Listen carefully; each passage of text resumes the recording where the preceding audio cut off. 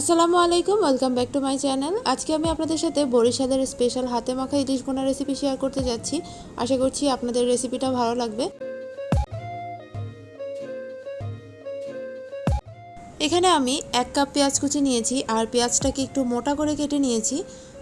দিয়ে দিচ্ছি স্বাদমতো লবণ, তারপর দিয়ে দিচ্ছি হাফ চা চামচ হলুদের গুঁড়া, হাফ চা চামচের একটু বেশি লাল মরিচের গুঁড়া, দিয়ে দিচ্ছি 1 চা চামচ পেঁয়াজ বাটা। এই রেসিপিতে পেঁয়াজ বাটাটা অবশ্যই ব্যবহার করতে হবে। এবার এই সবগুলো মশলা পেঁয়াজের সাথে খুব ভালো মতো মেখে নিচ্ছি। মাখানো হয়ে গিয়েছে, এখন এতে আমি কেটে রাখা ইলিশ মাছ নিয়ে নিয়েছি। আজকে আমি যেই পরিমাণ মশলা এখানে দিয়েছি সেই পরিমাণ মশলা দিয়ে 4 টুকরা ইলিশ মাছ কিন্তু রান্না করা যাবে। তো আমি এখানে 4 টুকরা ইলিশ মাছ খুব ভালো মতো মশলার সাথে মাখিয়ে নিচ্ছি আর এইভাবে ম্যারিনেট করে আমি 5 মিনিটের মতো রেখে দেব।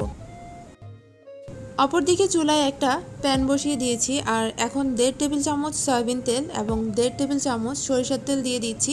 আপনারা চাইলে এই রান্নাটা কিন্তু পুরোটাই সরিষার তেল দিয়ে করতে পারেন, তবে অথেন্টিক ফ্লেভারটা পাওয়ার জন্য কিন্তু কোনোভাবেই সরিষার তেলটা বাদ দেওয়া যাবে না, এটা অবশ্যই ব্যবহার করতে হবে এই রেসিপিতে।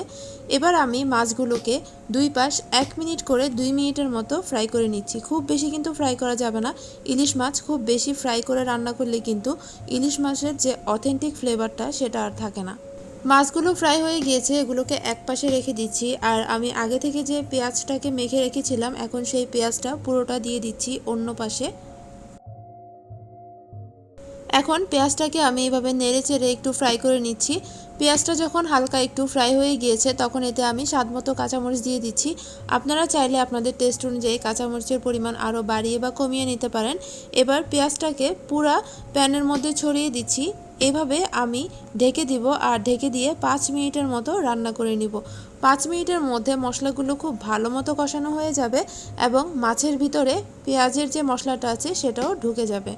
5 মিনিট পর আমি এতে হাফ কাপ পানি অ্যাড করে দিচ্ছি। পানি অ্যাড করে আবারও খুব ভালো মতো নেড়েচেড়ে সব কিছু মিক্স করে দিচ্ছি। এবার আবারও ঢেকে দিচ্ছি আর ঢেকে দিয়ে 10 মিনিটের মতো মিডিয়াম হিটে রান্না করে নিয়েছি। 10 মিনিট পর ইলিশ মাছটা কিন্তু একদম রেডি। আর এই পুরো রান্নাটাই কিন্তু অবশ্যই চুলার আঁচ মিডিয়ামে রেখে রান্না করতে হবে। এখন ইলিশ মাছটা আমি সার্ভ করে দিচ্ছি। আশা করছি আমার আজকের এই হাতে মাখা ইলিশ ভুনাটা আপনাদের ভালো লেগেছে। যদি ভালো লেগে থাকে অবশ্যই বাসায় ট্রাই করবেন আর আমাকে কমেন্টে জানাবেন। আজকের মতো বিদায় নিচ্ছি, সবাই ভালো থাকবেন। আল্লাহ হাফেজ।